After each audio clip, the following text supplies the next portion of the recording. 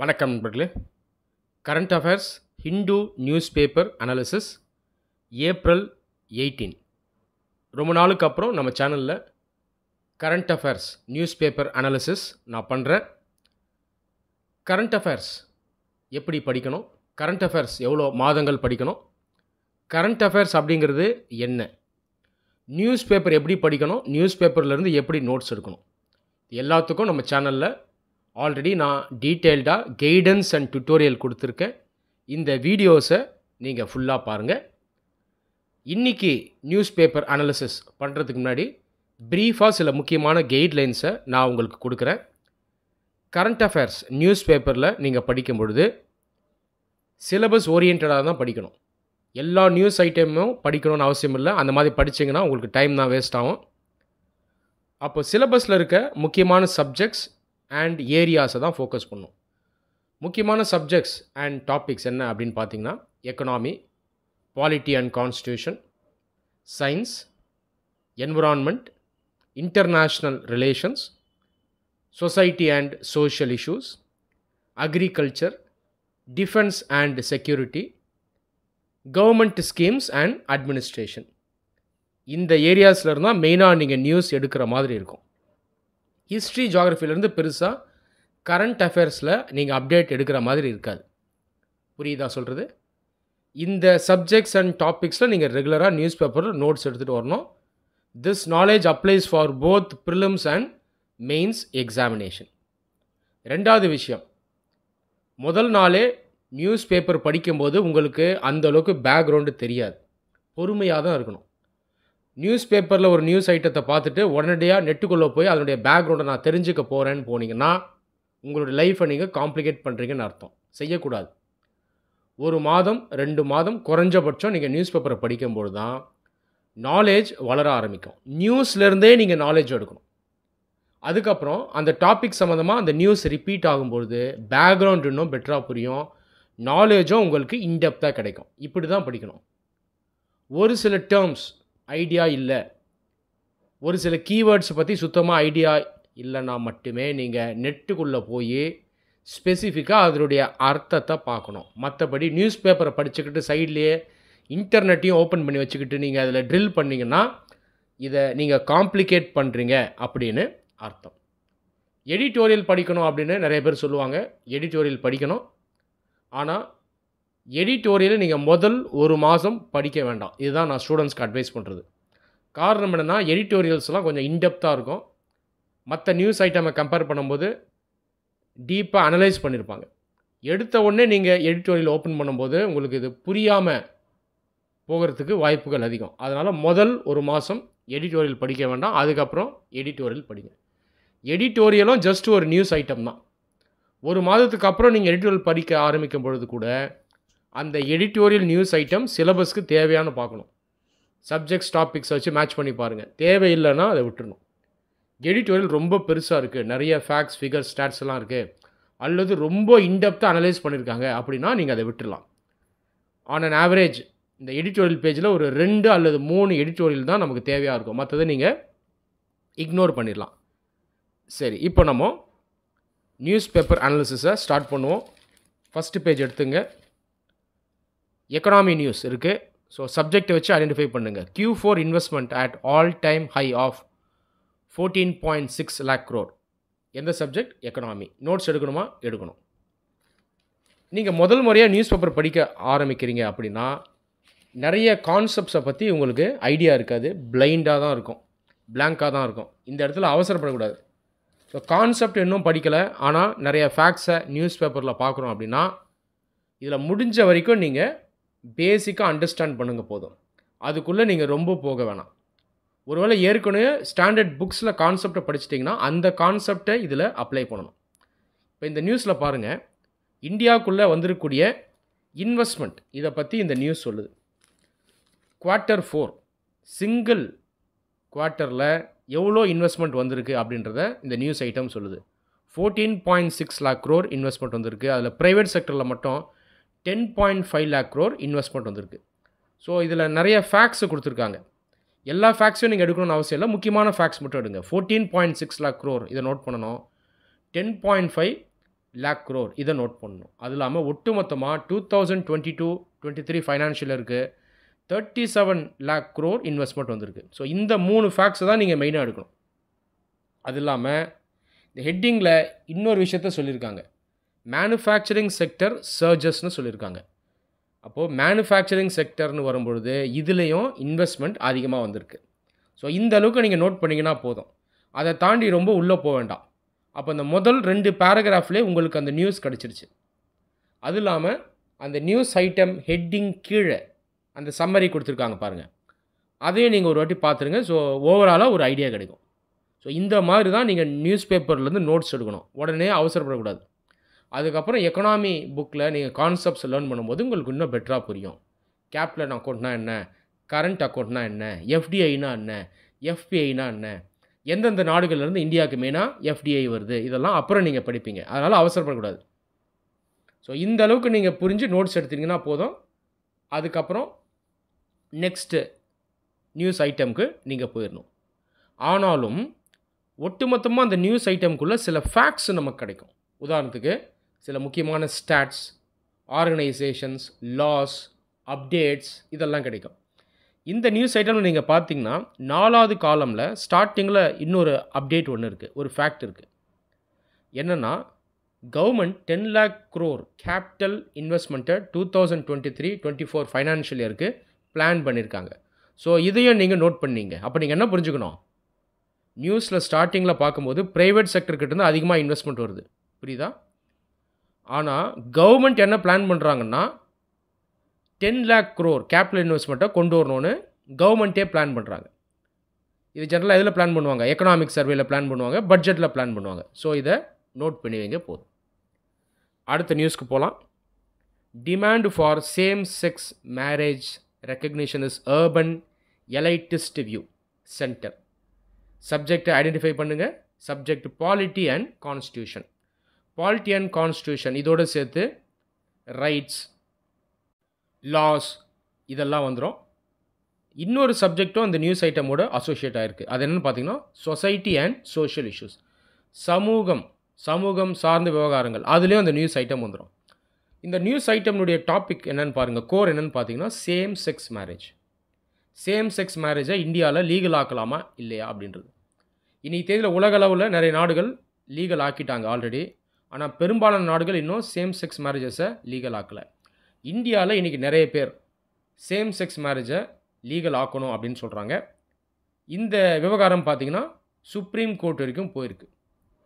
ஒரு issue court கிட்ட போயிருச்சுன்னா அதை சப் ஜுடிஸ் அப்படின்னு சொல்லுவாங்க. கோர்ட்னுடைய அந்த அப்சர்வேஷன் கீழே இருக்குது, அவங்களுடைய கவனத்து கீழே இருக்குது அப்படின்னு அர்த்தம். ஒரு சில விவகாரங்களை நாம் கோர்ட்டுக்கு கொண்டு போகலாம், ஒரு சில விவகாரங்களை கோர்ட்டே எடுத்து விசாரிக்கும். கோர்ட்டாகவே ஐடென்டிஃபை பண்ணி கவனம் செலுத்தி அது விசாரிக்கும். இதை சுயோ மோட்டோ அப்படின்னு சொல்லுவாங்க. ஸோ இந்த சுயோ மோட்டோ SUOMOTO அப்படின்ற அந்த டேர்மை நீங்கள் ரெகுலராக நியூஸ் பேப்பரில் கவனிப்பீங்க. சரி, இந்த நியூஸ்க்கு நம்ம வருவோம்.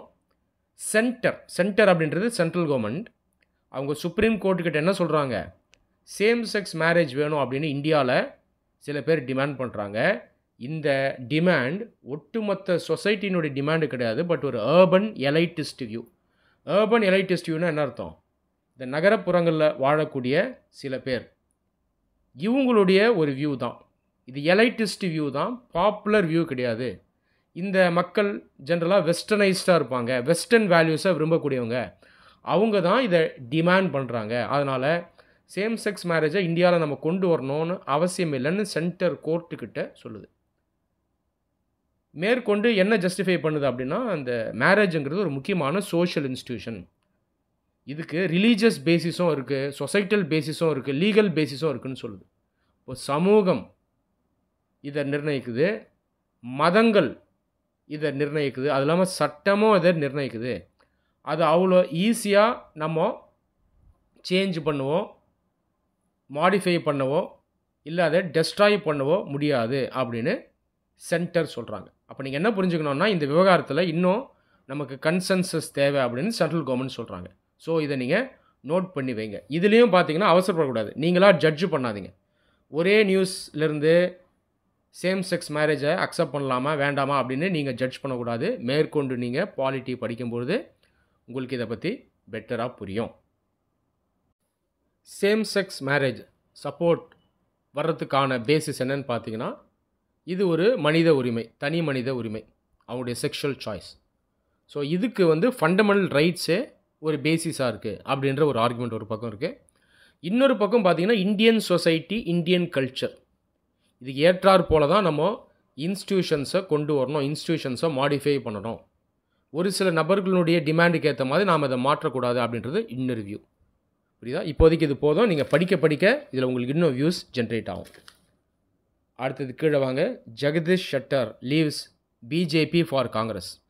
பொலிட்டிக்கல் நியூஸை நீங்கள் இக்னோர் பண்ணிடலாம். Political news, city news, cinema news, sports news எல்லாம் நீங்கள் படிக்க வேணாம், இக்னோர் பண்ணிவிடுங்க. ஸ்போர்ட்ஸ் நியூஸை நீங்கள் ஜஸ்ட் ப்ரிலிம்ஸ் எக்ஸாமினேஷன் முன்னாடி ஒரு கரண்ட் அஃபேர்ஸ் காம்பிலேஷன்லேருந்து கோ த்ரூ பண்ணிங்கன்னா போதும். டெய்லி பேசிஸில் ஸ்போர்ட்ஸ் நியூஸ் காலமில் இதை முக்கியமான அப்டேட்ஸ் மட்டும் இருக்கான்னு பாருங்கள். அதை தாண்டி அதில் நீங்கள் நேரத்தை வின் பண்ண வேணாம். இப்போ ஜெகதீஷ் ஷட்டர் இதுக்கு முன்னாடி கர்நாடகா சிஎம்மாக இருந்தவர். இவர் பிஜேபி கட்சியை விட்டு காங்கிரஸில் சேர்ந்துருக்காரு. இது அரசியல் நியூஸ் தான், பார்த்துங்க, நோட்ஸ் எடுக்க வேணாம். ஆனால் நீங்கள் வந்து ஒரு 2 லைனில் இதை ஜஸ்ட் நோட் பண்ணி மட்டும் வைக்கலாம்.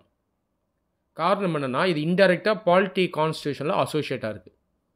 ஒரு கட்சியை சேர்ந்த நபர் ஒரு கட்சியை விட்டு இன்னொரு கட்சிக்கு போகிறாரு, அல்லது அந்த கட்சியினுடைய அந்த கொள்கை, அவங்க சொல்லக்கூடிய அந்த டைரக்ஷன் இதை மதிக்காமல் செயல்படுறாரு, வாக்களிக்கிறாரு அப்படின்னா இது கட்சி தாவல் தடை சட்டத்துக்கு கீழே வரும். ஆன்டி டிஃபெக்ஷன் ஆக்ட்னு சொல்லுவாங்க. இதை நீங்கள் தனியாக பாலிட்டி அண்ட் கான்ஸ்டியூஷனில் படிப்பீங்க. ஜஸ்ட் இப்போதைக்கு நோட் பண்ணி வச்சுங்க. கீழே வாங்க. Balveer Singh booked in Ambasamudram torture case, 11 persons record statement. So இது ஒரு பேர்னிங் டாப்பிக்காக தமிழ்நாட்டில் கடந்த ஒரு 2 வாரமாக போயிட்டுருக்கு. ஒரு newly posted IPS officer Balveer Singh, அவர் கஸ்டடியல் டார்ச்சரில் ஈடுபட்டிருக்காரு. இதற்கான எவிடன்ஸும் இருக்குது. இப்போ இந்த நபர் மேலே ஆக்ஷன் எடுக்கணும் அப்படின்னு டிமாண்ட்ஸ் வந்துட்டுருக்கு. இப்போ அவரை புக் பண்ணியிருக்காங்க. இதை நோட் பண்ணிக்கோங்க. இதில் கான்செப்ட் என்ன அப்படின்னு பார்த்தீங்கன்னா, இந்த போலீஸ் டிபார்ட்மெண்ட் அப்படின்னு வரும்பொழுது, அது இல்லாமல் ஜென்ரலாக லா என்ஃபோர்ஸ்மெண்ட் அப்படின்னு வரும்பொழுது, இந்த custodial torture, custodial violence, custodial death இதை இந்தியாவில் ரெகுலராக கவனிக்க முடியுது. போலீஸினுடைய கடமை தண்டனை கொடுக்கறது கிடையாது. தண்டனை கொடுக்கறது கோர்ட்னுடைய கடமை. போலீஸ் லா அண்ட் ஆர்டரை என்ஷூர் பண்ணணும். குற்றம் சாட்டப்பட்டிருக்காருன்னா அவரை ப்ராப்பராக புக் பண்ணணும், கோர்ட் மூலமாக ட்ரையல் நடத்தணும், தண்டனை வாங்கி தரணும். ஆனால் நிறைய இடங்களில் எக்ஸ்ட்ரா ஜுடிஷியல் டெத்ஸை நம்மளால் கவனிக்க முடியுது. உதாரணத்துக்கு சில இடங்களில் பார்த்திங்கன்னா போலி என்கவுண்டர் மூலமாக சில அக்யூஸ்டை கொன்னுடுறாங்க. இந்த மாதிரி நடவடிக்கைகளை சப்போர்ட் பண்ணக்கூடிய மக்கள் இருக்காங்க. ஆனால் நீங்கள் சட்ட ரீதியாக பார்த்தீங்கன்னா இது தவறு. ஸோ போலீஸ் அஃபீஷியல்ஸ்க்கு ஒரு டியூட்டி இருக்குது, அக்கௌண்டபிலிட்டி இருக்குது. அவங்களும் சட்டத்துக்கு உட்பட்டு தான் இருக்காங்க. அவங்க சட்டத்துக்கு மேலே கிடையாது. ஸோ இதை ஜஸ்ட் நோட் பண்ணிக்கோங்க. எத்திக்ஸ் இன்டெகிரிட்டி ஆப்டிடியூட் பேப்பருக்கு இது ஹெல்ப்ஃபுல்லாக இருக்கும். ஜிஎஸ் பேப்பர் 2 பாலிட்டி கான்ஸ்டியூஷன் சம்மந்தமான இன்னும் சில கேள்விகளுக்கும் இது யூஸ்ஃபுல்லாக இருக்கும்.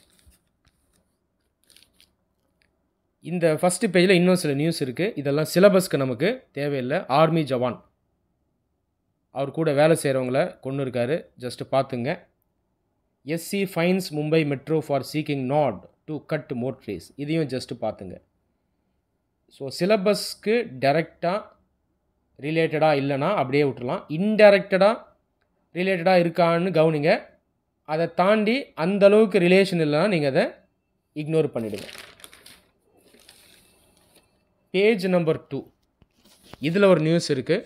Polity and constitution related, society and social issues related. High court calls for Tamil Nadu women's commission's enquiry report in Kalakshetra case. இந்த கலாக்ஷேத்ரா அகாடமியில் ரீசெண்டாக இந்த செக்ஷுவல் ஹராஸ்மெண்ட் கம்ப்ளைண்ட் வந்திருக்கு. இதை தமிழ்நாடு விமென்ஸ் கமிஷன் இன்வெஸ்டிகேட் பண்ணணும் அப்படின்னு சொல்லி ஹைகோர்ட் சொல்லியிருக்காங்க. இது ஒரு முக்கியமான நியூஸ், நோட் பண்ணிக்கோங்க. இதில் சில ஃபேக்ட்ஸை ஐடென்டிஃபை பண்ணுங்கள். High court, judiciary, Tamil Nadu women's commission. Women's கமிஷனுடைய டியூட்டி வந்து விமனுடைய வெல்ஃபேருக்காக ஒர்க் பண்ணணும். விமனுக்கு எதிராக ஏற்படக்கூடிய ப்ராப்ளம்ஸ், உதாரணத்துக்கு செக்ஷுவல் வயலன்ஸ், இந்த மாதிரி பிரச்சனைகளை அவங்க விசாரிக்கணும். ஸோ இந்த இன்ஸ்டியூஷன்னா விமென்ஸ் கமிஷன். நேஷ்னல் லெவலில் விமன் கமிஷன் இருக்குது, ஸ்டேட் லெவல்லையும் இந்த பாடி இருக்குது. இதை நோட் பண்ணிக்கோங்க. ரொம்ப உள்ளே போவேன்னா விவகாரம் என்ன அப்படின்றத மட்டும் நீங்கள் நோட் பண்ணி வைங்க. அடுத்து page number 3, trans persons protest demanding horizontal reservation. தமிழ்நாட்டில் 3ஆம் பாலர் trans persons ரிசர்வேஷன் அவங்களுக்கு தேவைன்னு சொல்லி ப்ரொட்டஸ்ட் நடத்தியிருக்காங்க. இது முக்கியமான நியூஸ். இது ஜஸ்ட் ஒரு சம்பவமாக பார்க்கக்கூடாது, இது சிலபஸ் ரிலேட்டட் தான். trans பர்சன்ஸும் பார்த்திங்கன்னா வல்னரபிள் செக்ஷன்ஸ் ஆஃப் சொசைட்டி. சில செக்ஷன்ஸை நம்ம வல்னரபிள், மார்ஜினலைஸ்ட், பேக்வேர்டு, வீக்கர்னு சொல்கிறோம். சமூகத்தில் சமூக ரீதியாகவும் பொருளாதார ரீதியாகவும் பின்தங்கி இருப்பாங்க நிறைய பேர். இவங்களை தான் ஜென்ரலாக வல்னரபிள் அண்ட் மார்ஜினலைஸ்டு சொல்கிறோம். உதாரணத்துக்கு ஏழை மக்கள், எஸ்சி எஸ்டி கம்யூனிட்டி சேர்ந்த நிறைய மக்கள், transgenders, physically disabled, older people, இவங்கெல்லாம் இந்த வல்னரபிள் செக்ஷன்ஸில் வருவாங்க. லேண்ட்லெஸ் மார்ஜினல் ஃபார்மர்ஸும் நீங்கள் வல்னரபிள் செக்ஷன்ஸில் வைக்கலாம். இவங்களுக்கெல்லாம் நம்ம கவனம் செலுத்தணும். இப்போது நம்ம விமனுக்கு ஆல்ரெடி இந்தியாவில் ரிசர்வேஷன் ப்ரொவைட் பண்ணியிருக்கோம், ஜாப்ஸில், எஜுகேஷனில். அதே போல் டிரான்ஸ்ஜெண்டர்ஸ்க்கும் ரிசர்வேஷன் தரணும் அப்படின்னு இதுக்கு முன்னாடியே நிறைய சஜஷன்ஸ் அண்ட் ரெக்கமெண்டேஷன்ஸ்லாம் இருக்குது. நம்ம பெரும்பாலும் விமன் பற்றி டிஸ்கஸ் பண்ணுறோம், ஆனால் டிரான்ஸ்ஜெண்டர்ஸ் பற்றி டிஸ்கஸ் பண்ணுறது கிடையாது. மென்னை கம்பேர் பண்ணும்போது விமன் ஒரு வீக்கர் கிளாஸ். விமன் எல்லாருமே ஈக்குவல் தான். சோஷியோ எக்கனாமிக்காக பார்க்கும்போது மென்னை கம்பேர் பண்ணும்போது women as a class are weaker. அதே போல் விமனை கம்பேர் பண்ணும்போது transgenders as a class are weaker. But டிரான்ஸ்ஜெண்டர்ஸ்க்கும் ஃப்யூச்சரில் ரிசர்வேஷன் கொடுக்கறத பற்றி நாம் யோசிக்கலாம். ஐஏஎஸ் ஆஸ்பிரன்ஸாக இருக்கக்கூடிய நீங்கள் உங்களுடைய பர்சனாலிட்டியை டெவலப் பண்ணணும், ப்ராட் மைண்டடாக இருக்கணும். சில பேர் என்ன யோசிப்பாங்கன்னா, டிரான்ஸ்ஜெண்டர்ஸ் நிறைய பேர் ட்ரெயினில் வந்து ஹெல்ப் கேட்குறாங்க, ரோட்டில் நியூசன்ஸ் பண்ணுறாங்க, இவங்களுக்கு ஏன் நம்ம ஹெல்ப் பண்ணணும் அப்படின்னு யோசிப்பாங்க. ஃபார் தட் மேட்டர் விமன் ரிசர்வேஷனை சில பேர் அப்போஸ் பண்ணுவாங்க. விமன் தான் இப்போ வேலைக்கு போகிறாங்களே, அவங்களுக்கும் எஜுகேஷன் இருக்குது, அவங்களுக்கு ரிசர்வேஷன் ஸ்டாப் பண்ணணும்னு சொல்லுவாங்க. இந்த மாதிரி திங்கிங்கை வளர்க்கக்கூடாது. இது பரோக்கியல் திங்கிங். சொல்கிறது புரியுதா? மென் பார்த்தீங்கன்னா விமனை கம்பேர் பண்ணும்போது எம்பவர்டு. விமனுக்கு இப்போ தான் வாய்ப்புகள் கிடைக்குது. அதில் நிறைய விமன் வந்து எம்பவர்டாக இருக்காங்க. அதுக்காக ஒட்டுமொத்தமாக விமனுக்கு போய் சேரக்கூடிய வெல்ஃபேரை ஸ்டாப் பண்ணணும்னு சொல்லக்கூடாது. இதே மாதிரி தான் டிரான்ஸ்ஜெண்டர்ஸும். ஒரு சில டிரான்ஸ்ஜெண்டர்ஸ் இல்லீகல் ஆக்டிவிட்டியில் ஈடுபடுறாங்க, இல்லைன்னு சொல்லலை, அவங்க மேலே ஆக்ஷன் எடுக்கணும். ஆனால் டிரான்ஸ்ஜெண்டர் கிளாஸையே நம்ம தவறாக சொல்கிறது சரியாக இருக்காது. அது இல்லாமல் ஹிஸ்டாரிக்கலாக டிரான்ஸ்ஜெண்டர்ஸ் உலகம் ஃபுல்லாக பார்த்தீங்கன்னா மார்ஜினலைஸ்ட். அவங்க நிறைய சஃபரிங்ஸை சந்திச்சிருக்காங்க, ஸ்டிக்மாவை சந்திச்சிருக்காங்க. அப்படி இருக்கும்போது அந்த சொசைட்டியை அவங்க மார்ஜினலைஸ் பண்ணுறது அவங்க சில இல்லீகல் ஆக்டிவிட்டீஸை எடுக்கிறதுக்கு ஒரு உந்துதலாக ஆயிடுது. இல்லீகல் ஆக்டிவிட்டீஸில் ஈடுபடுறது சரின்னு நான் சொல்லலை, ஆனால் இந்த சொசைட்டல் நேச்சரும் அதுக்கு ஒரு காரணம். அப்போ நம்ம என்ன பண்ணணும்னா ஃப்யூச்சரில் டிரான்ஸ்ஜெண்டர்ஸை மெயின் ஸ்ட்ரீமுக்கு கொண்டு வரணும், அவங்கள எஜுகேட் பண்ணணும், ஸ்கில் பண்ணணும், எம்ப்ளாய்மெண்ட் ஆப்பர்ச்சுனிட்டிஸை உருவாக்கி தரணும். Page number 4, city news. City நியூஸ்க்குள்ளே நீங்கள் உள்ளே போக வேண்டாம் ரொம்ப. பட் முக்கியமான சில அப்டேட்ஸ் இருக்குன்னா அதை சிலபஸோட கார்லேட் பண்ணுங்கள். Chennai metro to operate trains from Madhavaram to Retteri. Chennai metro நெட்வொர்க்குடைய ரூட் லென்த்தெல்லாம் நீங்கள் லேர்ன் பண்ண வேணாம். ஆனால் இது எக்கனாமி சம்மந்தப்பட்ட ஒரு நியூஸ். பெரிய பெரிய சிட்டிஸில் இந்தியாவில் நம்மளால் மெட்ரோ ட்ரெயின் நெட்வொர்க்ஸை கவனிக்க முடியுது. உதாரணத்துக்கு மும்பை, சென்னை, ஹைதராபாத், பெங்களூரு, டெல்லி, இந்த மாதிரி சொல்லலாம். ஆனால் இதை தாண்டி டயர் 2 சிட்டிஸ்லேயும் மெட்ரோவை கொண்டு வரணும். டயர் 2 சிட்டிஸ்னு சொல்கிறது இந்த மெட்ரோபாலிட்டன் சிட்டிஸ்க்கு அடுத்த ஸ்டேஜில் இருக்க சிட்டிஸ். உதாரணத்துக்கு தமிழ்நாட்டில் இருக்கக்கூடிய மதுரை, திருச்சி, கோயம்புத்தூர், இதெல்லாம் சொல்லலாம். அப்போ இதிலேருந்து உங்களுடைய திங்கிங்கை நீங்கள் வளர்த்துக்கணும். ஃப்யூச்சரில் நம்ம டயர் 2 சிட்டிஸ்க்கும் மெட்ரோ ரயில் பிளான் பண்ணணும். இப்போ பிளான் பண்ணால் தான் வரக்கூடிய காலத்தில் இந்த சிட்டிஸ் விரிவடையும் போது, பாப்புலேஷன் அதிகமாகும் போது, அந்த ஸ்ட்ரெஸ் அதிகமாகும் போது இந்த மெட்ரோ ரயில் கொண்டு வரதன் மூலமாக அந்த அர்பனைசேஷன் சஸ்டைனபிளாக இருக்கும் அப்படின்றத நீங்கள் அண்டர்ஸ்டாண்ட் பண்ணணும். அடுத்த news, ready for legal battle will seek 500 crore. BJP leader Annamalai சொல்கிறாரு, இந்த மாதிரி அரசியல் சண்டைகள் இதெல்லாம் நியூஸில் வருதுன்னா விட்டுடுங்க. ATM case Madurai conference will mark a turning point. Former CM EPS சொல்கிறாரு, இதையும் விட்டுடுங்க. அப்படியே லெஃப்டில் வாங்க. Doctors caution against paracetamol overdose in children. இது ரொம்ப முக்கியம். சயின்ஸ் சம்மந்தப்பட்ட நியூஸ், சொசைட்டி சம்மந்தப்பட்ட ஒரு நியூஸ். இந்த பேராசிட்டமால் போன்ற சில மெடிசின்ஸை நம்மள நிறைய பேர் என்ன பண்ணுறோன்னா, ஓவர் த கவுண்டர் வாங்கிடுறோம், ப்ரிஸ்கிரிப்ஷன் இல்லாமல். இதனால் ஏற்படக்கூடிய ஒரு பிரச்சனை என்னென்னா, இந்த ட்ரக் ரெசிஸ்டன்ஸ் உருவாகுது. உதாரணத்துக்கு டிபி போன்ற அந்த நோய்களில் இந்த ட்ரக் ரெசிஸ்டன்ஸை நம்மளால் பார்க்க முடியும். ஆன்டிபயோட்டிக்ஸை நம்ம அதிகமாக யூஸ் பண்ணிவிடுவோம், அல்லது டாக்டர்ஸ் ப்ரிஸ்கிரைப் பண்ணுற அந்த மெத்தடில் அந்த ஆன்டிபயோட்டிக்ஸை நம்ம எடுத்துருக்க மாட்டோம். அதனால் என்ன ஆகும்னா, அந்த உடம்புக்குள்ளே இருக்கக்கூடிய நுண்கிருமிகள், மைக்ரோ ஆர்கானிசம்ஸ் அந்த நோய் எதிர்ப்பு சக்தியை வளர்த்துக்கும். அதுக்கப்புறம் அந்த மருந்து கொடுத்தாலும் அந்த நோய்க்கு எதிராக அது வேலை செய்யாது. இது இந்தியாவில் ஒரு மிகப்பெரிய பிரச்சனை. ஸோ கான்செப்டை லேர்ன் பண்ணுங்க. ஸோ இதே மாதிரி பிரச்சனை இந்த பேராசிட்டமால் ட்ரக்குக்கும் இருக்குது.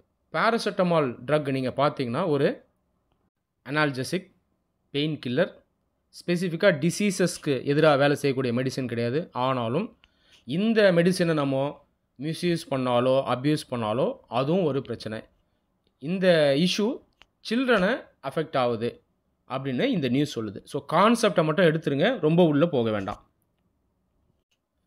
பேஜ் நம்பர் 7 ஒரு முக்கியமான நியூஸ் இருக்குது. Kerala Lok Ayukta flays attempts to malign watchdog. இந்த மாதிரி நியூஸ் வரும்போது உங்களுக்கு பேசிக் நாலேஜ் இல்லைனா நீங்கள் நெட்டுக்குள்ளே போகலாம். அதுவும் செலக்டிவாக தான் போகணும். லோக் ஆயுக்தான்ற வார்த்தையை பார்க்குறீங்க, அது என்னன்னு உங்களுக்கு தெரியல. ஆன்டி கரப்ஷன் ஓம்பட்ஸ்மன் இருக்குது. இந்த அர்த்தத்தை மட்டும் நீங்கள் நெட்டு உள்ளே போய் சர்ச் பண்ணலாம். ஆன்டி கரப்ஷன் ஓம்பட்ஸ்மன் என்னன்னு சர்ச் பண்ணுங்கள். அதோடைய மீனிங்கை மட்டும் ப்ரீஃபாக பார்த்துருங்க. அதுக்கப்புறம் லோக் ஆயுக்தான்னு சர்ச் பண்ணுங்கள். இந்த ஆன்டி கரப்ஷன் ஓம்பட்ஸ்மன் அப்படின்ற அமைப்பு என்னென்னா, ஒரு நாட்டில் ஊழலை கட்டுப்படுத்தணும், ஊழலை ஒழிக்கணும் அப்படின்ற அடிப்படையில் செயல்படக்கூடிய இந்த இன்ஸ்டிடியூஷன்ஸ். ஒரு காலத்தில் ஐரோப்பிய நாடுகளில் இந்த இன்ஸ்டிடியூஷன்ஸை உருவாக்குனாங்க. ஸ்காண்டினேவியன் கண்ட்ரீஸில் கொண்டு வந்தாங்க. அதுக்கப்புறம் மற்ற நாடுகள்லையும் இந்த இன்ஸ்டிடியூஷன்ஸ் வந்துச்சு. இந்தியாவில் பல ஆண்டுகளுக்கு முன்னாடி அண்ணா ஹசாரே அப்படின்ற ஒரு ஆக்டிவிஸ்ட், அவர்கள் லீடர்ஷிப் கீழே இந்த லோக் ஆயுத்கா அண்ட் லோக் பால், இந்த 2 ஆன்டி கரப்ஷன் வாட்ச் டாக்ஸ் இதை இந்தியாவில் இம்ப்ளிமெண்ட் பண்ணணும், கொண்டு வரணும் அப்படின்னு டிமாண்டு கொண்டு வந்தாங்க. நிறைய சிவில் சொசைட்டி ஆக்டிவிஸ்ட் அதில் பார்ட்டிசிபேட் பண்ணாங்க. இதன் விளைவாக சில ஆண்டுகளுக்கு முன்னாடி லோக் ஆயுக்தா ஸ்டேட் லெவலில் ஆன்டி கரப்ஷன் ஓம்பட்ஸ்மன் இன்ஸ்டிடியூஷன்ஸாக எடுத்துகிட்டு வரப்பட்டிருக்கு. அதே போல் சென்ட்ரல் லெவலில் லோக் பால் அப்படின்ற ஆன்டி கரப்ஷன் ஆம்பட்ஸ்மன் ஆர்கனைசேஷனை நம்ம கொண்டு வந்திருக்கோம். ஸோ இந்த லோக் ஆயுத்கா என்ன அப்படிங்கிறத மட்டும் நீங்கள் பார்த்துங்க. இது கேரளா லோக் ஆயுத்கா சம்மந்தமாக ஒரு நியூஸ் வந்திருக்கு. இது ஒரு கான்ட்ரவர்சி இருக்குது. கேரளா லோக் ஆயுத்கா ஒரு கேஸ் எடுத்து ஹேண்டில் பண்ண முயற்சி பண்ணியிருக்காங்க. இதில் கேரளா சிஎம் அவரே இன்வால்வ் ஆகியிருக்காரு. அதே நேரத்தில் இந்த இஷ்யூவை மீடியாவில் அதிகமாக ரிப்போர்ட் பண்ணியிருக்காங்க. கேரளா லோக் ஆயுத்காவினுடைய கம்ப்ளைண்ட் என்னென்னா, மீடியா ட்ரையல் நடத்தியிருக்காங்க அப்படின்றது இவங்களுடைய கம்ப்ளைண்ட். மீடியா ட்ரையல் அப்படின்றது ஒரு பிரச்சனை, ஒரு குற்றச்சாட்டு அல்லது ஒரு இஷ்யூ பொது வெளியில் வரும்போது அதை மீடியாவே எடுத்து ஒரு கோர்ட் ட்ரையல் நடத்துகிற மாதிரி, அதாவது ஒரு விசாரணை நடத்துகிற மாதிரி அவங்க நடத்துவாங்க. இதில் ஒரு பிரச்சனை என்ன அப்படின்னா, உண்மைகள் மறைக்கக்கூடிய வாய்ப்பு இருக்குது. இந்த மெயின் கேஸ்லேருந்து டைவர்ட் ஆகி போகக்கூடிய வாய்ப்பு இருக்குது. இந்த சர்க்கம்ஸ்டன்சஸை யூஸ் பண்ணி இந்த குற்றம் செஞ்சவங்க அவங்க எஸ்கேப் ஆகிறதுக்கும் வாய்ப்பு இருக்குது. ஸோ இதுதான் மீடியா ட்ரையல் அப்படின்னு நம்ம சொல்கிறோம். ஸோ இந்த நியூஸை ஒரு ஓவர்வியூவாக பார்த்துங்க, ரொம்ப உள்ளே போக வேண்டாம். என்னென்ன ஃபேக்ட் எடுத்துருக்கணும்: லோக் ஆயுத்கா, ஆன்டி கரப்ஷன் ஓம்பட்ஸ்மன், அப்புறம் மீடியா ட்ரையல். பேஜ் நம்பர் 6 ஒரு பெக்யூலியர் நியூஸ் இருக்குது பாருங்கள். பஞ்சலோகா ஐடல்ஸ் காப்பர் பிளேட்ஸ் அன்எர்த்ட் இன் சீர்காழி. இது ஹிஸ்ட்ரி சம்மந்தமான நியூஸ். ஜெனரலாக ஹிஸ்ட்ரி ஜியாகிரஃபி சம்மந்தமாக பெருசாக கரண்ட் அஃபேர்ஸில் அப்டேட் இருக்காது. சம்டைம்ஸ் இந்த மாதிரி அப்டேட்ஸ் இருக்கும், அதை நோட் பண்ணிக்கோங்க. பஞ்சலோக சிலைகள் சீர்காழி ஊர்லேருந்து அன்எர்த்து பண்ணி எடுத்திருக்காங்க. இதை நோட் பண்ணுங்கள். இது போதும், ரொம்ப உள்ளே போவேன்னா. நீங்கள் ஹிஸ்ட்ரியில் ஆர்ட் அண்ட் கல்ச்சர் லேர்ன் பண்ணும்போது இது சம்மந்தமாக நீங்கள் இன்டெப்த்தாக படிப்பீங்க. பேஜ் நம்பர் 6 சொசைட்டி சம்மந்தமாக ஒரு நியூஸ் இருக்குது, டாப்பில் இருக்குது. Revamp of CM's girl child scheme, new de addiction centres announced. இது தமிழ்நாடு கவர்மெண்ட்னுடைய ஸ்கீம். ஆனாலும் இதிலிருந்து நீங்கள் கான்செப்டை லேர்ன் பண்ணணும். கேர்ள் சைல்டு ஸ்கீம், இந்த ஸ்கீம் எதுக்காக இருக்கும்?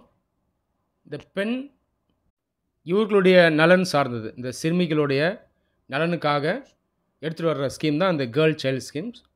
இன்னொரு ஸ்கீம் வந்து de addiction centre. De addiction centre அப்படின்றது இந்த போதையால் பாதிக்கப்பட்டவர்கள் இவங்கள மீட்டெடுத்து வரக்கூடியது தான் இந்த டி அடிக்ஷன் சென்டர்ஸ். ஒரு காலத்தில் நிறைய நார்த் இந்தியன் ஸ்டேட்ஸ் இங்கே இந்த ட்ரக் கல்ச்சர் இருந்தது. உதாரணத்துக்கு பஞ்சாப், நிறைய பஞ்சாப் இளைஞர்கள் பல ஆண்டுகளாக அந்த ட்ரக் அப்யூஸில் மாட்டிகிட்டு இருந்தாங்க. அங்கேயும் அந்த டி அடிக்ஷன் சென்டர்ஸ்லாம் நிறைய ஓப்பன் பண்ணாங்க. இனி தெரியல, சவுத் இந்தியாவிலையும் இந்த ட்ரக் அடிக்ஷன்றது ஒரு மிகப்பெரிய சேலஞ்சாக இருக்குது. ஸோ இந்த ட்ரக்ஸை நம்ம சொசைட்டிலேருந்து எலிமினேட் பண்ணணும். ஏற்கனவே இந்த ட்ரக் அடிக்ஷனில் மாட்டிருக்கக்கூடிய இளைஞர்களை டி அடிக்ஷன் சென்டர்ஸ் மூலமாக மீட் எடுக்கணும். ஸோ இதை நீங்கள் நோட் பண்ணிங்க, இது சொசைட்டி கீழே வருது. அடுத்தது எடிட்டோரியல் செக்ஷன் பார்ப்போம். மொத்தம் 6 நியூஸ் ஐட்டம் இருக்குது, 7 இருக்குது. இதில் பெரும்பாலான நியூஸ் ஐட்டம்ஸ் நமக்கு சிலபஸ்க்கு தேவையில்லை, ரொம்ப இன்டெப்த்தாக அனலைஸ் பண்ணியிருக்காங்க. நிறைய ஃபேக்ட்ஸ் அண்ட் ஃபிகர்ஸ் இருக்குது. ஆனால் லெஃப்ட் ஹேண்ட் சைடில் 2 சின்ன எடிட்டோரியல்ஸ் இருக்குது. இது நமக்கு சிலபஸ் தேவை. பேஜ் நம்பர் 8 டாப்பில் இருக்க நியூஸ் பாருங்கள். ப்ரொமோட்டிங் இம்ப்யூனிட்டி, இது நமக்கு தேவை. எந்த சப்ஜெக்ட் கீழேன்னு பார்த்தீங்கன்னா சொசைட்டி அண்ட் சோஷியல் இஷ்யூஸ். 2வது டிஃபென்ஸ் அண்ட் செக்யூரிட்டி, இது பாலிட்டி அண்ட் கான்ஸ்டியூஷன் சம்மந்தப்பட்ட ஒரு நியூஸ் ஐட்டம்னு சொல்லலாம். அப்போ மல்டிபிள் சப்ஜெக்ட்ஸில் இந்த நியூஸ் ஐட்டம் அசோசியேட் ஆகிருக்கு. இது என்ன அப்படிங்கிறத நான் சொல்கிறேன். 2021 நாகாலாண்டில் 13 சிவிலியன்ஸ், அதாவது சாதாரண மக்கள் இருக்காங்க இல்லையா, அவங்கள ஆர்ம்டு ஃபோர்ஸஸ் ஷூட் பண்ணி கொண்டுட்டாங்க. ஏன் ஷூட் பண்ணி கொண்டாங்க அப்படின்னு பார்த்தீங்கன்னா மிஸ்டேக்கன் ஐடென்டிட்டி. இந்த நபர்கள் கிளர்ச்சியாளர்கள், அதாவது இன்சர்ஜன்ஸ் அப்படின்னு நினச்சிட்டு ஆர்மி வந்து இவங்கள கொண்டுட்டாங்க. அதுக்கப்புறம் மேற்கொண்டு இது மிகப்பெரிய சர்ச்சையாக உருவாச்சு. ஆனாலும் இதற்கான ரெஸ்பான்சிபிலிட்டி யார் எடுக்கணும்? ஆர்மி தான் எடுக்கணும். இந்தியாவில் ஒரு சில மாநிலங்களில் AFSPA, armed forces special powers act அப்படின்ற சட்டம் அமலில் இருக்குது. இந்த ஆஃப்ஸ்பா இந்த ஆர்ம்டு ஃபோர்ஸஸஸ் சேர்ந்த அந்த பர்சனல் இருக்காங்க இல்லையா, அதாவது சோல்ஜர்ஸ், அவங்களுக்கு இம்யூனிட்டி கொடுக்குது. இம்யூனிட்டி அப்படின்றது பாதுகாப்பு. தேவைப்பட்டால் அவங்க ஃபோர்ஸை சில சர்க்கம்ஸ்டன்சஸில் யூஸ் பண்ணலாம். உதாரணத்துக்கு பயங்கரவாதிகள் அல்லது பாதுகாப்புக்கு ஊறு விளைவிக்கக்கூடிய சில நபர்கள், இவங்க லா அண்ட் ஆர்டரை சேலஞ்ச் பண்ணும்பொழுதோ அல்லது ஆர்ம்டு ஃபோர்ஸஸ் பர்சனல் இவங்கள அட்டாக் பண்ண நினச்சாலோ ஆர்ம்டு ஃபோர்ஸஸ் பர்சனல் அவங்கள அட்டாக் பண்ணலாம். தேவைப்பட்டால் அவங்கள சாகடிக்கவும் செய்யலாம். ஸோ இந்த மாதிரி சில சம்பவங்கள் நடக்கும்போது இந்த ஆர்ம்டு ஃபோர்ஸஸ் பர்சனலுக்கு ஒரு இம்யூனிட்டி தேவை, பாதுகாப்பு தேவை. இதை கொடுக்கக்கூடியதான் அந்த ஆஃப்ஸ்பா. ஆனால் ஆஃப்ஸ்பா மேலே வைக்கக்கூடிய ஒரு மிகப்பெரிய குற்றச்சாட்டு என்னென்னா, பல இடங்களில் பல நேரங்களில் இந்த ஆர்மி மென், ஆர்ம்டு ஃபோர்ஸ் பர்சனல் நிறைய பேரை சுட்டு கொண்டு இருக்காங்க. ஆனால் இதெல்லாம் ப்ராப்பர் ரீசன் இல்லாமல் நடந்திருக்கு. நிறைய இடங்களில் சாதாரண மனிதர்களே அவங்க சுட்டு கொண்டு இருக்காங்க. அதனால் இந்த ஆஃப்ஸ்பாவினுடைய பிளாங்கெட் கீழே இந்த ஆர்மி மென் நிறைய மனித உரிமை அத்துமீறல்களில் ஈடுபட்டிருக்காங்க அப்படின்ற விமர்சனமும் இருக்குது. சரி, இப்போ இந்த நாகாலாந்து விவகாரத்தில் பார்த்தீங்கன்னா அந்த 13 பேரை சுட்டு கொண்டுட்டாங்க. இப்போ இந்த ஆர்மி மென் மேலே இன்வெஸ்டிகேஷன் நடத்தணும். யார் நடத்துவாங்கன்னா நாகாலாந்து போலீஸ் தான் நடத்தணும். ஆனால் இதுக்கு அப்ரூவல் கிடைச்சாதான் அவங்களால நடத்த முடியும். இந்த அப்ரூவல் எங்கேருந்து வாங்கணும்? யூனியன் கவர்மெண்ட் கிட்டேருந்து வாங்கணும். ஆனால் இந்த இடத்துல யூனியன் கவர்மெண்ட் அப்ரூவல் கொடுக்கல. இப்போ இதுதான் பிரச்சனை. இப்போ இதுதான் நியூஸில் சொல்கிறாங்க. இந்த கான்செப்டை தான் நீங்கள் நியூஸ்லேருந்து எடுக்கணும். ஓகேவா? அதோடு சேர்த்து ஃபேக்ட்ஸையும் நோட்ஸ் பண்ணணும். ஆஃப்ஸ்பான்றது முக்கியமான ஃபேக்ட், அதை நீங்கள் நோட்ஸில் எடுத்துருக்கணும். அப்படியே அந்த நியூஸை பாருங்கள். அப்படியே கீழே வந்தீங்கன்னா அந்த செகண்ட் பேராகிராஃபில் கடைசி ஒரு 6-7 லைனில் மறுபடியும் நமக்கு முக்கியமான அந்த கண்டென்ட் இருக்குது. இந்த ஆஃப்ஸ்பா சட்டம் தொடர்ந்து இந்த ஆர்மி மென்னுக்கு பாதுகாப்பு அளிச்சிட்டு வருது. இதை நிறைய பேர் மிஸ்யூஸ் பண்ணுறாங்க. இதில் நமக்கு நியாயம் தேவை அப்படின்னு இந்த எடிட்டோரியலில் எழுதியிருக்காங்க. அப்படியே கீழே வாங்க, அடுத்த எடிட்டோரியல் ஸ்டூடெண்ட்ஸ் ட்ராஜடி. இதுவும் நமக்கு தேவை. இது இன்டர்நேஷ்னல் ரிலேஷன் சப்ஜெக்ட் கீழே வருது. நிறைய ஐஏஎஸ் ஆஸ்பிரன்ஸ் பண்ணுற தப்பு இன்டர்நேஷ்னல் ரிலேஷன்ஸில் நிறைய டைமை வேஸ்ட் பண்ணுவாங்க. சர்வதேச உறவுகளில் கான்செப்டை புரிஞ்சிக்காமல் இன்டர்நேஷ்னல் ரிலேஷன்ஸில் இருக்கக்கூடிய அந்த ரிலேஷன்ஷிப் பேட்டர்னை அண்டர்ஸ்டாண்ட் பண்ணாமல் பிட்ஸ் அண்ட் பீசஸாக இன்ஃபர்மேஷனை எடுப்பாங்க. இது பெரிய தப்பு. அதில் கான்செப்ட் நீங்கள் அண்டர்ஸ்டாண்ட் பண்ணுங்கள். தற்போதைக்கு சூடான் நாட்டில் ஒரு மிகப்பெரிய பிரச்சனை இருக்குது. சூடான் நாடு ஒரு காலத்தில் ஆப்பிரிக்காவில் பெரிய நாடாக இருந்தது. அதுக்கப்புறம் அது 2 நாடுகளாக உடஞ்சிருச்சு. இனி தேதியில் சூடான்னு ஒரு நாடு இருக்குது, சவுத் சூடான்னு இன்னொரு நாடு இருக்குது. இந்த சூடான் நாட்டில் பல ஆண்டுகளுக்கு முன்னாடியே நிறைய பவர் ஸ்ட்ரகிள் நடந்திருக்கு. ஆட்சியாளர்களுக்குள்ள போட்டி. ஒரு சில நேரங்களில் ஆர்மி என்ன பண்ணோன்னா எலெக்டட் கவர்மெண்ட்டை நீக்கிட்டு ஆர்மியை ஆட்சி பண்ண ஆரம்பிச்சிடும். இதை கூ அப்படின்னு சொல்லுவாங்க. கூ டே டாட், ஷார்ட்டாக கூ. ரீசெண்டாக சூடானில் ஒரு கூ நடந்தது. அப்போது அந்த ஆர்மி ஜெனரல் என்ன பண்ணார்னா எலெக்டட் கவர்மெண்ட்டை ரிமூவ் பண்ணிட்டு அவர் ஆட்சி பண்ண ஆரம்பிச்சிட்டார். ஸோ கடந்த சில மாதங்கள்லாம் சூடான் இப்படி தான் பயணிச்சுட்டு வந்துச்சு. இந்த நிலையில் என்ன ஆகுதுன்னா ஆர்மிக்குள்ளேயே இப்போ போட்டி. ஆர்மிக்குள்ளே இருக்கக்கூடிய 2 ஃபேக்ஷன்ஸ் இவங்களுக்குள்ளே இப்போ சரணம் இருக்குது. ஒரு பக்கம் ஆர்மி ஜெனரல், அவருடைய பேர் அல் புர்ஹான், இவர் ஒரு பக்கம் இருக்கார். இன்னொரு பக்கம் பேராமிலிட்ரி ஃபோர்ஸஸ், இவங்களுக்கும் சண்டை நடக்குது. சிம்பிளாக சொல்லணுன்னா மிலிட்ரிக்குள்ளே இருக்கக்கூடிய 2 ஆஃபீஸர்ஸ் இப்போது யார் சூடான ஆட்சி பண்ண போகிறா அப்படின்ற போட்டியில் இருக்காங்க. இதுதான் கான்செப்ட். இதை மட்டும் நீங்கள் நோட் பண்ணிங்கன்னா போதும். இதுக்குள்ளே நீங்கள் ரொம்ப போக வேண்டாம்.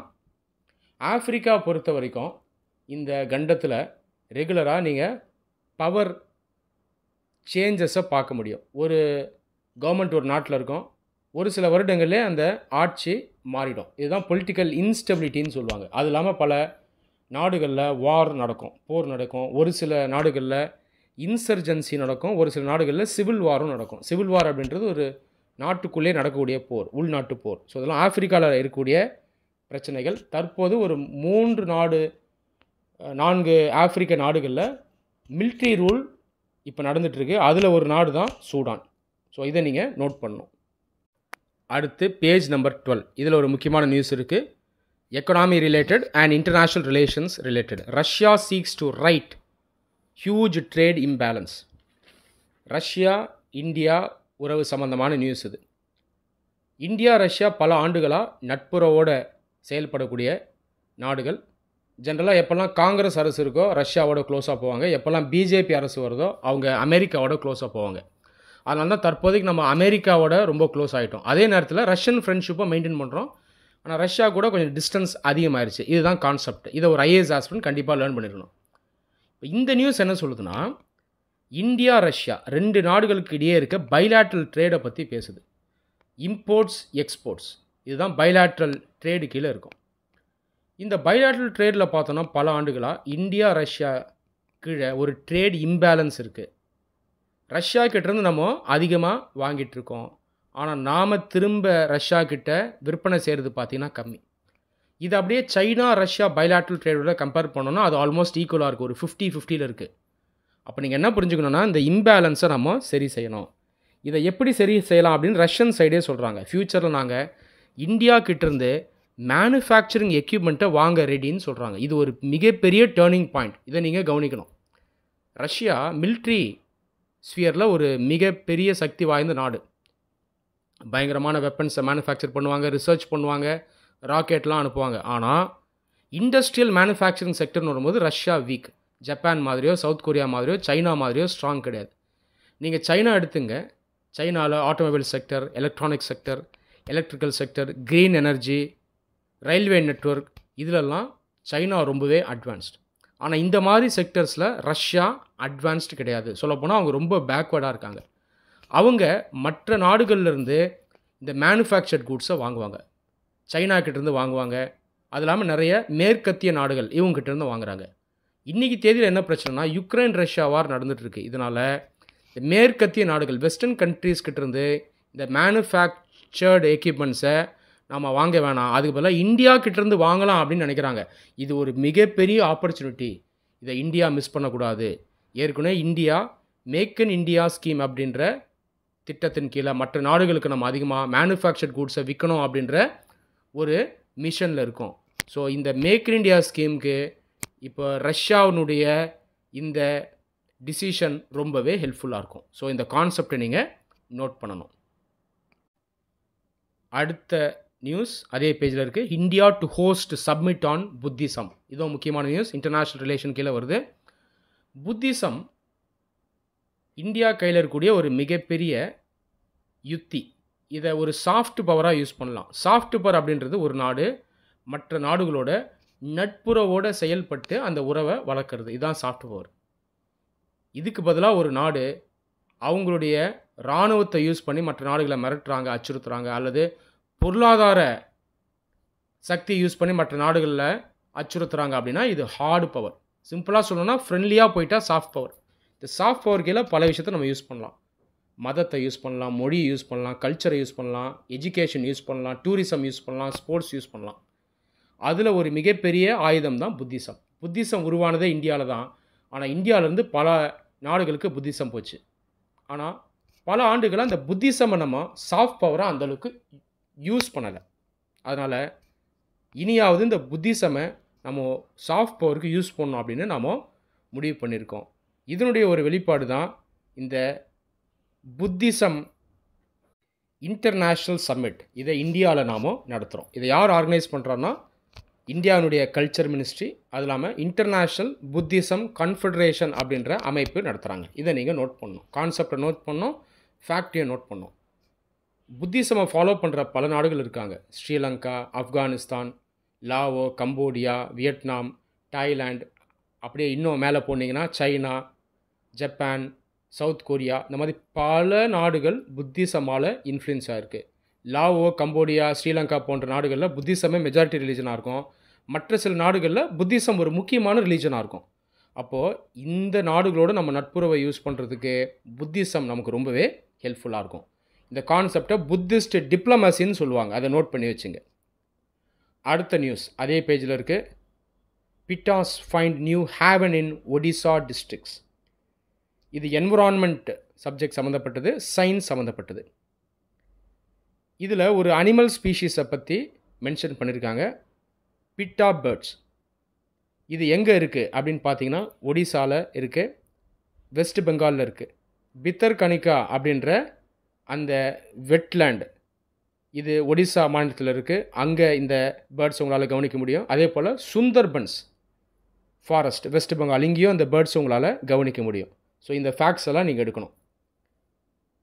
முதல் 3 பேராகிராஃப்லேயே உங்களுக்கு நாலேஜ் இருக்குது. அதை தாண்டி நீங்கள் இதுக்குள்ளே போக வேண்டாம். அடுத்த news, Utsa Patnaik wins Malcolm Adiseshiah award.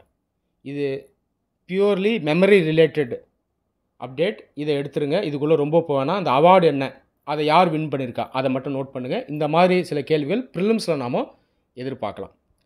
அடுத்தது page number 13. Extremist destroy Ahmadi place of worship in Pakistan. நிறைய இந்தியர்கள் என்ன நினைக்கிறாங்கன்னா பாகிஸ்தான்றது ஒரு முஸ்லீம் நாடு அப்படின்னு நினைக்கிறாங்க. நாடுகளை நீங்கள் மதத்தை மட்டும் வச்சு பார்க்கக்கூடாது. இந்த உலகத்தில் நிறைய கிறிஸ்டியன் நாடுகள் இருக்காங்க. மதத்தை வச்சு பார்த்தீங்கன்னா கிறிஸ்டியானிட்டி ஃபாலோ பண்ணுறாங்க. ஆனால் மொழி, கல்ச்சர்லாம் வச்சு பார்த்தீங்கன்னா அவங்களுக்குள்ள டிஃப்ரென்ஸ் இருக்கும். ஃப்ரான்ஸ், இட்டலி, ஸ்பெயின், யூகே எல்லாம் கிறிஸ்டின் கண்ட்ரிஸ் தான். ஆனால் கல்ச்சர் வேறு, மொழி வேறு. அதே மாதிரி முஸ்லீம் கண்ட்ரிஸையும் நம்ம ஜென்ரலைஸ் பண்ணக்கூடாது. அதுக்குள்ளே கல்ச்சர் வேரி ஆகும்.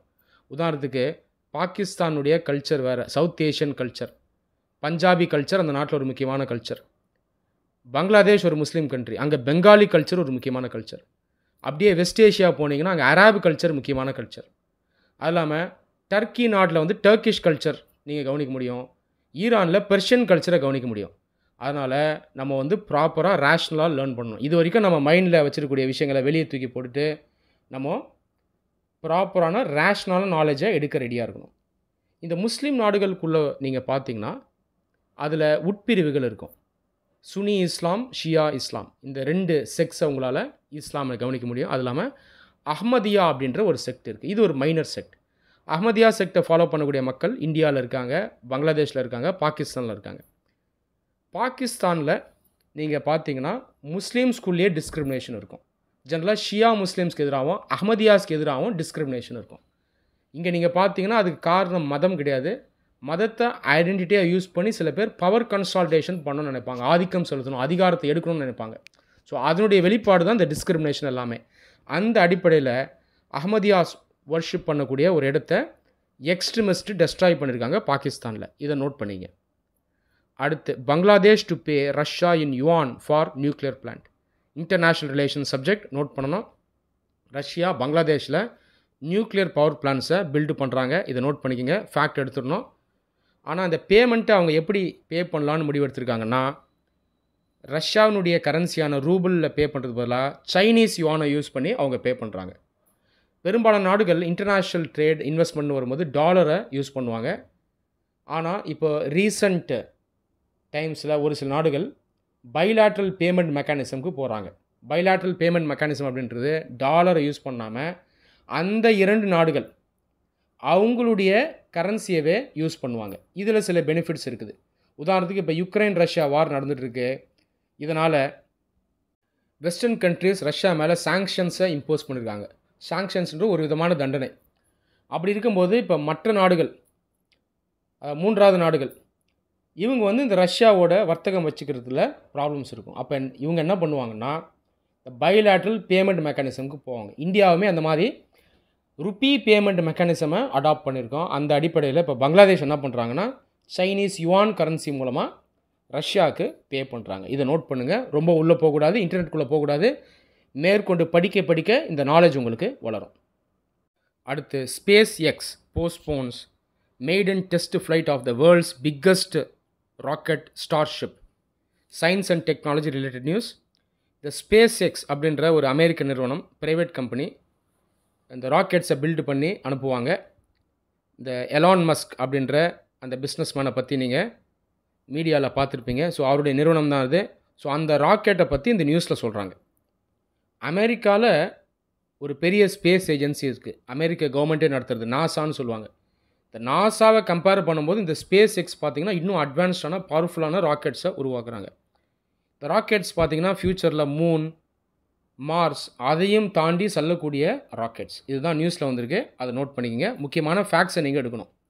ஸ்பேஸ் எக்ஸ் ராக்கெட் அப்படின்ற நோட் பண்ணணும். இந்த எலான் மஸ்க் அவருடைய பேரை ஜஸ்ட்டு பார்த்துங்க, மற்றபடி ரொம்ப உள்ளே போக வேண்டாம். 3வது காலமில் முக்கியமான நியூஸ் இருக்குது. ஆர்டிமிஸ் 3 இதுதான் அந்த மூணுக்கு அந்த ஸ்பேஸ் கிராஃப்டை அனுப்பக்கூடிய அந்த மிஷன். இதை நீங்கள் மெமரைஸ் பண்ணணும். அடுத்து page number 14. Wholesale price rise slows to 1.34%. இந்த கான்செப்ட் பாருங்கள். WPI wholesale price index. இந்த இண்டெக்ஸ்ன்றது ஒரு ரிப்போர்ட் கார்டு அப்படின்னு நம்ம எடுத்துக்கலாம். இந்த ஹோல்சேல் ப்ரைஸ் இண்டெக்ஸை இந்தியன் கவர்மெண்ட் ரிலீஸ் பண்ணுவாங்க. இந்த இண்டெக்ஸ் என்ன சொல்ல வருது அப்படின்னா, நாட்டில் இன்ஃப்ளேஷன் எந்த அளவுக்கு இருக்குது அப்படின்றத சொல்லுது. இன்ஃப்ளேஷன் அப்படின்றது பணவீக்கம். Value of goods and services அதிகமாகவும் வேல்யூ ஆஃப் மணி கம்மியாகும். இந்த சிச்சுவேஷனை தான் நம்ம இன்ஃப்ளேஷன் சொல்லுவோம். இன்ஃப்ளேஷனை நீங்கள் டீப்பாக புக்கில் இருந்து லேர்ன் பண்ணுங்கள். இதில் 2 முக்கியமான இண்டெக்ஸ் இருக்குது. ஒன்று WPI, இன்னொன்று CPI. ஹோல்சேல் லெவலில் இன்ஃப்ளேஷனை ஸ்டடி பண்ணுறது WPI. கன்சியூமர் லெவலில், அதாவது ரீட்டைல் லெவலில் இன்ஃப்ளேஷனை ஸ்டடி பண்ணுற இண்டெக்ஸ் CPI.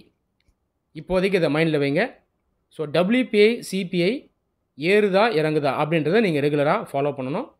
ஆக்சுவலாக எவ்வளோ % ஏறுது இறங்குது அப்படின்ற மனப்பாடம் பண்ணால் அப்ராக்சிமேட்டாக ஒரு ஐடியா இருந்தால் போதும். எக்ஸாக்ட் வேல்யூவை நீங்கள் மனப்பாடம் பண்ண வேணால், அப்ராக்சிமேட்டாக மனப்பாடம் பண்ணுங்கள். இப்போது 1.34 ஆன் பேஸ் எஃபெக்ட் அப்படின்றது இருக்குது. இந்த 1.34 அப்படின்றத எக்ஸாக்டாக நீங்கள் மனப்பாடம் பண்ண வேணாம். UPSC ஜென்ரலாக இந்த ட்ரெண்டை தான் கேட்பாங்க.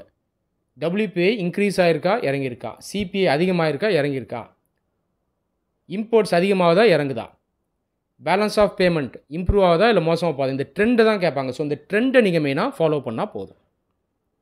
அடுத்து WTO panel rules against India in IT tariff rose with EU others. WTO world trade organisation அப்படின்ற இன்டர்நேஷ்னல் ஆர்கனைசேஷன் பல ஆண்டுகளாக செயல்பட்டு வருது. இதனுடைய நோக்கம், அப்ஜெக்டிவ் என்னென்னு பார்த்தீங்கன்னா, சர்வதேச வர்த்தகம் சரியாக நடக்கணும், அது வளர்ச்சி அடையணும், நாடுகளுக்கு மத்தியில் அந்த சர்வதேச வர்த்தகத்தில் ஒரு நியாயம் இருக்கணும், ஈக்குவாலிட்டி இருக்கணும், டிஸ்கிரிமினேஷன் இருக்கக்கூடாது. இதெல்லாம் செக் பண்ணுறது தான் WTO. இந்தியா WTOவில் நாம் ஒரு மெம்பராக இருக்கோம். ஒரு சில நாடுகள் WTOனுடைய ரூல்ஸை ஃபாலோ பண்ண மாட்டாங்க. அப்போது WTO என்ன பண்ணணுன்னா, அந்த கேஸை எடுத்து நடத்தி அதில் ஜட்ஜ்மெண்ட் கொடுப்பாங்க. அந்த மாதிரி ஒரு ஜட்ஜ்மெண்ட் இந்தியாவுக்கு எதிராகவே வந்திருக்கு. அதுதான் நியூஸில் வருது. என்ன பிரச்சனை அப்படின்னு பார்த்தீங்கன்னா, ஜப்பான், தாய்வான், யூரோப் போன்ற நாடுகள்கிட்டேருந்து நம்ம பொருட்களை இம்போர்ட் பண்ணும்போது அதிகமாக வரி விதிச்சிருக்கோம்.